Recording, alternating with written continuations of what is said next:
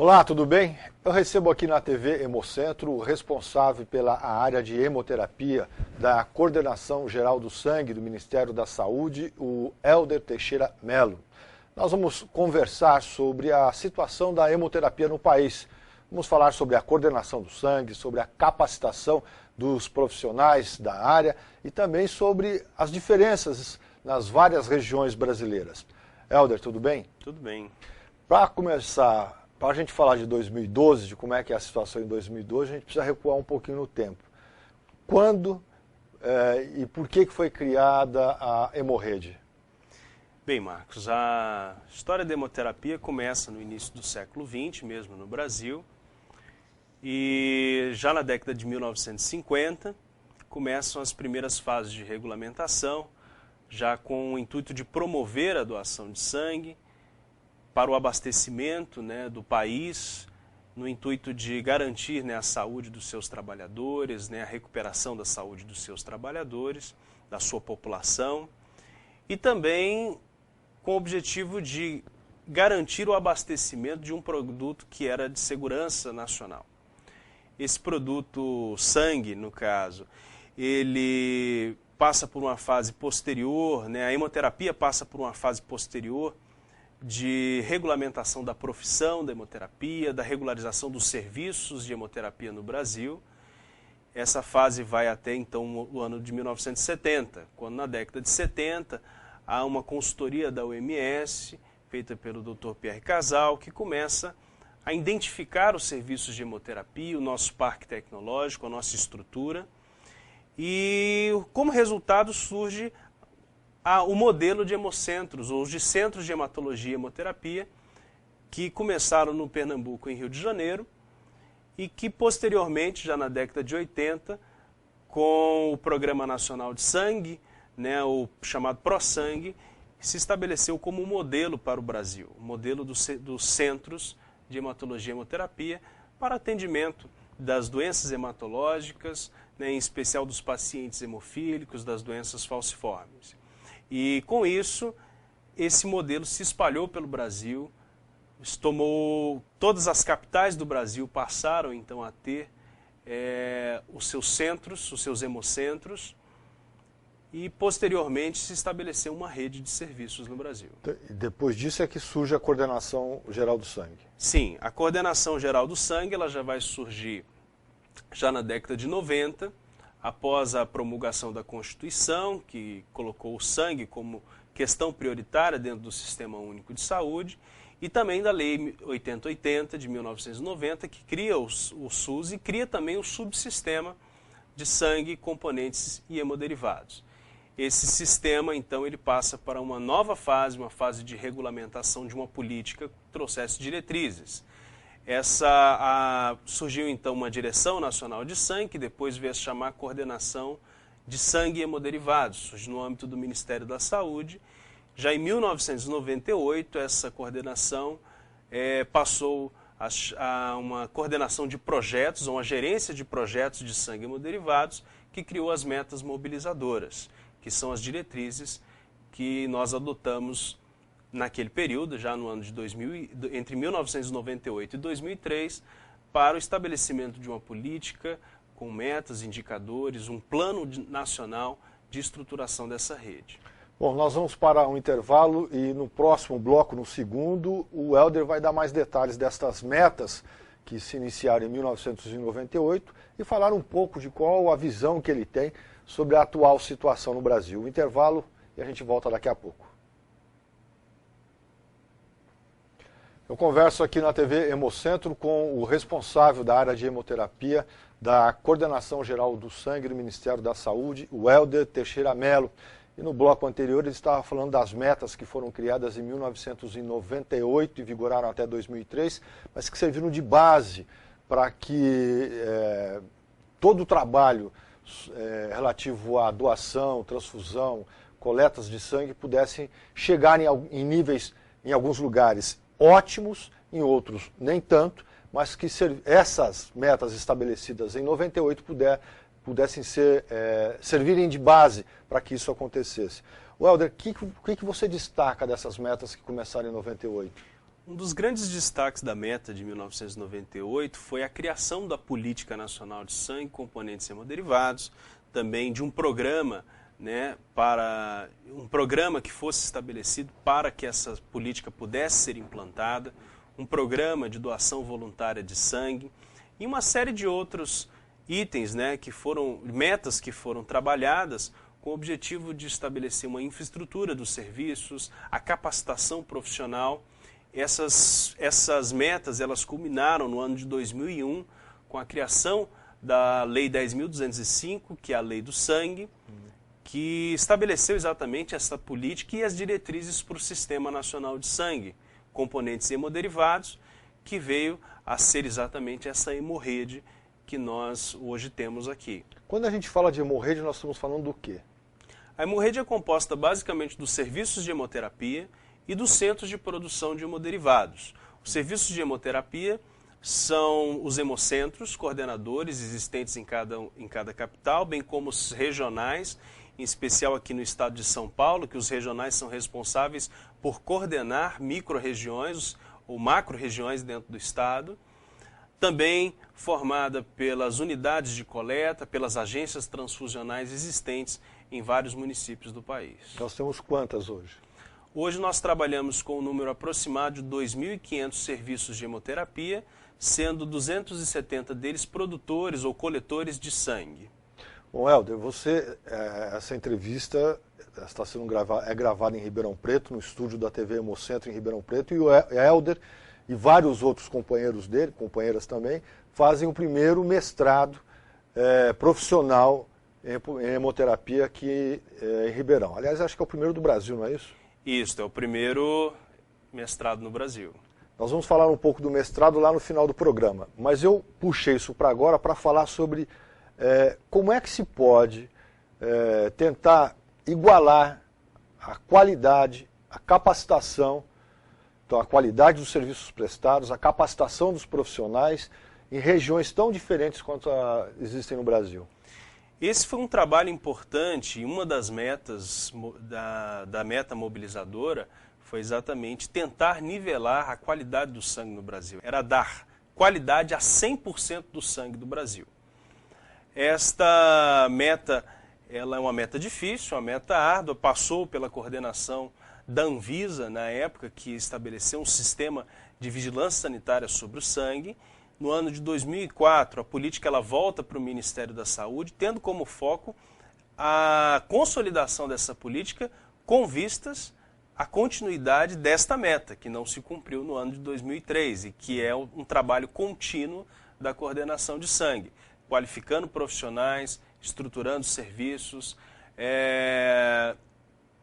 também qualificando os serviços para a produção hemoterápica, para o uso racional do sangue e também para um sistema de informação entre esses serviços, de maneira que seja mais fácil, ou pelo menos tenhamos um sistema gerenciável. Você falou agora há pouco sobre o uso racional do sangue e da gestão da informação. Eu queria que você estendesse um pouco mais seus comentários a respeito disso. Bem, a gestão da informação, ela objetiva nós obtermos informações necessárias ao aprimoramento da gestão dos serviços de hemoterapia, a gestão da hemoterapia no Brasil. Ela é um instrumento que nós, tanto em nível nacional quanto também em níveis locais, podemos utilizar estas informações para o aperfeiçoamento dos nossos processos de trabalho e também das estratégias e planos que nós temos que estabelecer para o abastecimento seguro do sangue no Brasil. Já o uso racional objetiva tanto o aprimoramento da produção de hemocomponentes, a fim de evitar desperdícios, como também a adequação de procedimentos, a orientação técnica para a utilização do sangue com vistas ao uso racional da transfusão de sangue. Helder, o Hemocentro de Ribeirão Preto é sede do primeiro mestrado profissional em hemoterapia. Eu queria saber de você a importância desse curso e se esta é uma das ferramentas necessárias para capacitar o profissional da área. Sem dúvida é uma ferramenta essencial para a capacitação de profissionais na área de hemoterapia. Esse mestrado ele é resultado de uma política estabelecida desde o ano de 2008 de qualificação técnica e gerencial da hemorrede, no âmbito da política de sangue. Durante esses anos, entre os anos de 2009, 2010 e 2011, a coordenação de sangue, junto com a hemorrede, teve a oportunidade de capacitar cerca de 4.500 profissionais com mais de 4.000 horas de trabalho, em 111 cursos de capacitação. Esses cursos eles eram capacitações simples até especializações, tanto para gestores quanto para técnicos, e fazem parte de um projeto maior, que é o projeto da qualificação dos serviços também, com um programa de qualificação da hemorrede que nós temos também realizado pela coordenação de sangue, com apoio da própria hemorrede. O mestrado, que surgiu recentemente, ele objetiva não apenas a capacitação dentro dos processos de trabalho, mas também a possibilidade de que nós venhamos a desenvolver conhecimentos maiores em nível acadêmico, também em nível profissional, para a disseminação do conhecimento na hemorrede. A ideia de que esse mestrado não seja o único, mas que ele possa ser reproduzido, talvez até mesmo em outras unidades da federação, e, se possível, com a parceria contínua do Hemocentro de Ribeirão Preto. Helder, não existe em lugar nenhum do mundo problemas. E onde é o nó da coordenação geral do sangue? Bem, o grande nó da coordenação de sangue, nó da política de sangue, é corrigir as iniquidades que existem entre as regiões do país. Os serviços que estão mais distantes dos centros de ciência, dos centros de maior complexidade hospitalar, ainda tem muita dificuldade com os seus processos de trabalho, que precisam ser padronizados, continuar a padronização. Nós já tivemos um grande avanço na hemoterapia no Brasil. Grandes avanços, colocando a hemoterapia do Brasil entre as melhores do mundo. No entanto, corrigir essas iniquidades ainda é um desafio. E, principalmente, manter esta qualidade que nós alcançamos no Brasil. Bom, eu vou para o intervalo, daqui a pouco eu volto para conversar aqui o último bloco com o Helder Teixeira Mello. Eu queria pegar essa sobra de resposta dele e falar um pouco do futuro. Quais são os objetivos, quais são as previsões que a coordenação do sangue tem e metas a serem cumpridas já em 2012, 13 e 14. Um intervalo e a gente já volta. Recebo aqui na TV Hemocentro o responsável pela área de hemoterapia da Coordenação Geral do Sangue, o Helder Teixeira Mello. No bloco anterior, no segundo, ele deu uma deixa sobre os objetivos da coordenação para os próximos anos. E eu abro este terceiro e último bloco para perguntar quais são os principais objetivos da coordenação, Helder. A Coordenação Geral de Sangue e Hemoderivados, desde 2008, criou o Programa Nacional de Qualificação da Hemorrede, onde nós identificamos as nossas deficiências da hemorrede e cooperamos em conjunto, os profissionais da hemorrede, para o aperfeiçoamento do sistema de gestão e também dos processos técnicos que são realizados nesse serviço.